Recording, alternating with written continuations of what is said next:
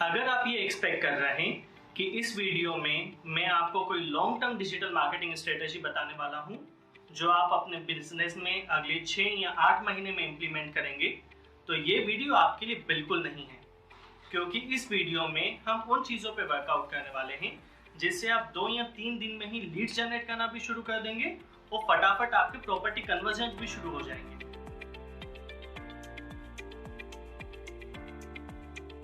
Hello everyone, I am Siddharth, and with my years of experience as digital marketing trainer and consultant, आज के इस video में मैं आपको ट्राइड एंड टेस्टेड तरीके बताने वाला हूं जिससे आप बहुत ही जल्द प्रॉपर्टी सेल करने के लिए लीड जनरेट करना शुरू कर सकते हैं।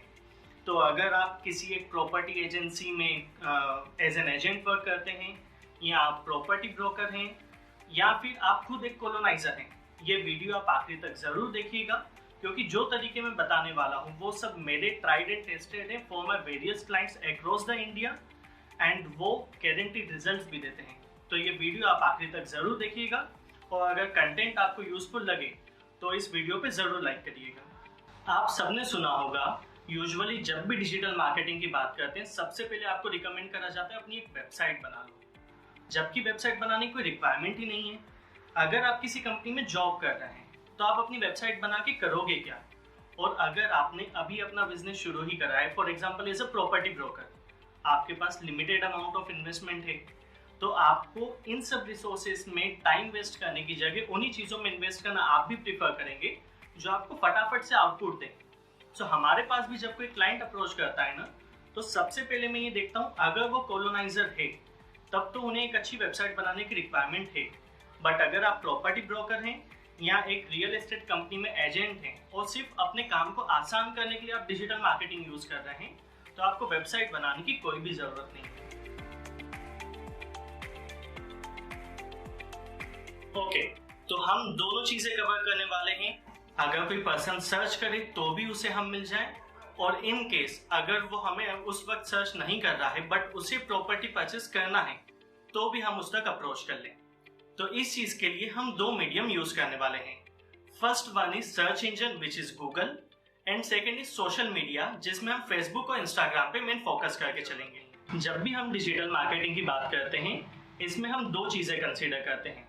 आपने सुना ही होगा ऑर्गेनिक मार्केटिंग और इनऑर्गेनिक मार्केटिंग। जब हम मार्केटिंग करने के लिए कुछ पेमेंट करने वाले हैं तब हम उसे इनऑर्गेनिक मार्केटिंग कहते हैं।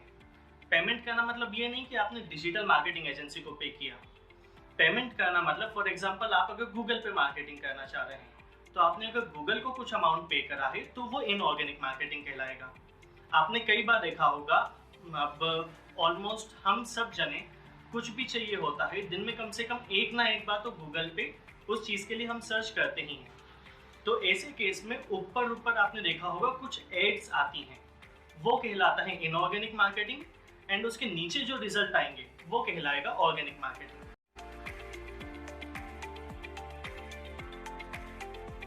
तो चलिए सोशल मीडिया से शुरू करते हैं। जैसा कि मैंने आपको बताया, हम ऑर्गेनिक और इनऑर्गेनिक दोनों चीजों को कवर करने वाले हैं। एंड आई कैन एक्सपेक्ट कि अगर आप ये वीडियो देख रहे हैं तो आपको पता है फेसबुक पेज क्या होता है या ऑलरेडी आपके पास आपका फेसबुक पेज बना हुआ है। और इन केस अगर आपको नहीं भी आता है कि फेसबुक पेज कैसे क्रिएट किया जाए तो आप नॉर्मली कोई भी यूट्यूब का वीडियो देख सकते हैं, एंड नहीं भी तो फेसबुक पे लेफ्ट साइड में क्रिएट का ऑप्शन आता है, वहां पे क्लिक करके आप अपना पेज इजीली क्रिएट कर सकते हैं। सो देखिए, सबसे इजी होता है ऑर्गेनिक वे में प्रमोट करना, तो शुरुआत उसी से करते हैं। आपको कुछ भी नहीं करना है, जो भी आपकी प्रॉपर्टी की डिटेल्स हैं आपको सबसे पहले तो उसका एक अच्छा सा क्रिएटिव बनाना है। कुछ क्रिएटिव के एग्जाम्पल्स में अगर मैं आपको दिखाऊं तो आप इसमें एक ये चीज देखोगे कि सबसे पहले हम हाईलाइट करते हैं कि आपकी प्रॉपर्टी कहाँ पे है एंड उसकी नियर बाय एमिनिटीज क्या हैं।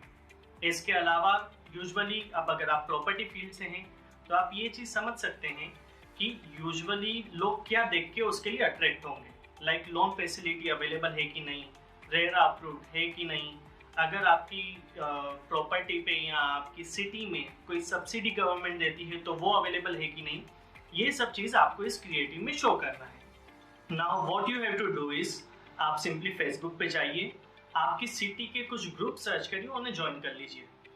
अब जो हमने अपना क्रिएटिव बनाया है simply go on the Facebook and अपने फेसबुक पेज पर उसे पोस्ट करके नीचे शेयर पे क्लिक करके शेयर टू ग्रुप का ऑप्शन आता है। तो इस तरीके से आप उसे नॉर्मली अपने सिटी के लोकल ग्रुप्स में शेयर कर सकते हैं, जिसके लिए आपको किसी को कुछ भी पे करने की जरूरत नहीं है। Now coming to faster way of lead generation, जहां से आपको सबसे ज्यादा आउटपुट आने वाला है।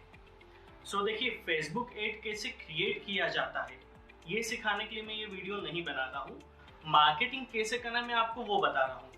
तो फेसबुक एड क्रिएट करना आप किसी भी पेज से देख सकते हैं, किसी भी यूट्यूब चैनल पे आपको मिल जाएगा, तो आप वहाँ पे एक बार देख लीजिएगा। मैं मेन चीज़ें बताता हूँ आपको किन चीज़ों का ध्यान रखना है। सबसे पहले तो आपका कैंपेन का बजट आपको क्या रखना है, आप वो बजट रखिए। नेक्स्ट स्टेप पे जाइए, एड सेट में जहाँ पे हमें ऑडियंस सिलेक्शन करना होता है वो हमारे लिए सबसे इम्पोर्टेंट है। तो फेसबुक पे प्रॉपर्टी ब्रोकर्स के लिए या रियल एस्टेट के लीड जनरेट करने के लिए हमें फेसबुक का लीड कैंपेन चलाना होता है, जिसमें हम इंस्टेंट फॉर्म को एज एन आउटपुट सिलेक्ट करेंगे, ताकि यूजर कोई भी अगर डिटेल सबमिट करता है तो वो आप तक आ जाए। अब उस फॉर्म में आप क्या क्या डिटेल्स ले सकते हैं ये आपके ऊपर डिपेंड करता है। आप उसका नाम, नंबर, उसकी रिक्वायरमेंट क्या है, उसका बजट क्या है, वो किस सिटी से है। अगर आप कोई ऐसी प्रॉपर्टी के लिए एड रन कर रहे हैं जिसमें अलग अलग सिटी के लोग फॉर इन्वेस्टमेंट पर्पस इंटरेस्टेड हो सकते हैं, तो इस तरीके की सब डिटेल्स आप उससे ले सकते हैं। देन जो आपको मेन ऑडियंस साइज रखना है, हम उस पर बात करते हैं। अगर आप रियल एस्टेट इंडस्ट्री से हैं तो आप एक चीज समझ सकते हैं कि बच्चों को एड दिखाने का कोई भी सेंस नहीं होता है। जो आपकी टारगेट ऑडियंस है उसकी एज यूजुअली 25 प्लस है। मैं मानता हूँ 100 में से कोई एक ही जना ऐसा होता होगा जो 22-23 साल का होगा और उसने अपने लिए कोई एक प्रॉपर्टी परचेस किया है। तो सबसे पहला फिल्टर जो हमें लगाना है वो रहेगा एज का फिल्टर, 25 प्लस एज के लिए। सेकेंड चीज, डिटेल टारगेटिंग में आप जो ऑडियंस सिलेक्ट करने वाले हैं उसमें कुछ भी दिमाग मत लगाइए। आधा काम फेसबुक हमारे लिए ऑलरेडी कर ही देता है। तो वहाँ पे आपको new property purchase, property finder, Magic Bricks, 99 Acres, जो भी ऐसी फेमस वेबसाइट्स हैं, आपको बस वहाँ पे वो नाम डाल के उसे सिलेक्ट कर लेना है। फेसबुक खुद ही आपकी टारगेट ऑडियंस सिलेक्ट कर लेगा। इसका मतलब ये हुआ, अगर किसी पर्सन ने मैजिक ब्रिक्स पे विजिट करा है, ऑब्वियसली बात है वो प्रॉपर्टी परचेस करने में इंटरेस्टेड है, तो हमें उन्हीं लोगों को हमारी एड दिखाना है। देन इसके बाद आपको सिटी सिलेक्ट करना है, किस किस सिटी में आप अपनी एड रन करना चाह रहे हैं। इट्स सिंपल, वहाँ पे आपने सिलेक्ट करा, नेक्स्ट स्टेप पे गए, जो हमने क्रिएटिव बनाया था उसे ही हमने as a form of ad approve करा एंड उसे सबमिट कर दिया। अब इसके बाद आपको सिर्फ थोड़ा सा वेट करना है, फेसबुक खुद ही उस एड को रन करेगा, आपको लीड जनरेट करके देगा। All you have to do is call on those leads and वो इजीली कन्वर्ट हो जाते हैं। मैं ये देखता हूँ कि अगर आप एक 7,000 to 8,000 का बजट लेके चलते हैं एक महीने के लिए, तो इतना सफिशिएंट होता है 2-3 प्रॉपर्टी की कन्वर्जन के लिए। And with my experience I can say कि वैसे तो रियल एस्टेट इंडस्ट्री की पर लीड की कॉस्टिंग बाकी इंडस्ट्री से कम होती है, बट जब आप 7,000 to 8,000 के बजट की एड रन करेंगे तो वो सफिशिएंट है 1-2 कन्वर्जन मिनिमम पर मंथ आपका करने के लिए।